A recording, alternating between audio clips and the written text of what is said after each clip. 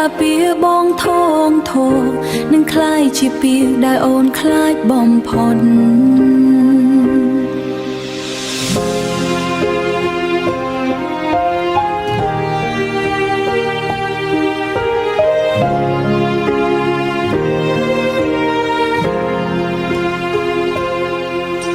ស្នេហ៍យើងពីដំបងជាស្នេហ៍ស្មោះសរដោយការរីងស្រលល្អត្រូវទឹកសន្សើមរាល់ថ្ងៃ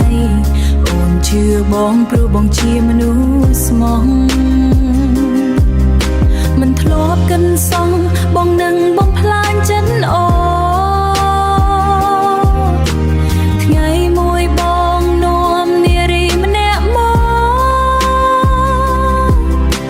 ប្រងពន្លកថានាងជាបងធោ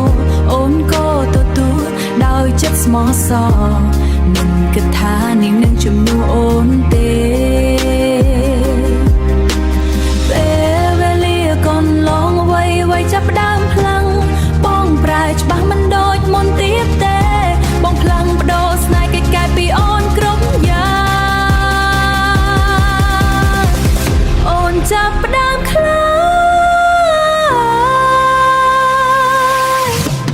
អូនខ្លាចពីបងធូរខ្លាចណាបងដឹងទេវាធម្មតាប៉ុន្តែវាឆងយ៉ាងស្នេហ៍អូនពីមនុស្សដែលអូនស្រឡាញ់ជាងគេចង់ខ្លាចជាមនុស្សដែលធ្វើឲ្យអូនឈឺចាប់ពេលអូនដឹងបងលួចស្នេហ៍នាងទ្រូងក៏ឈាមស្ទើរបាត់ជីវីមនុស្សដែលអូនទុកចិត្តទាំងពីរคล้ายជាមនុស្សដែលបំផ្លាញអូនហេតុអ្វីបងធ្វើបែបនេះ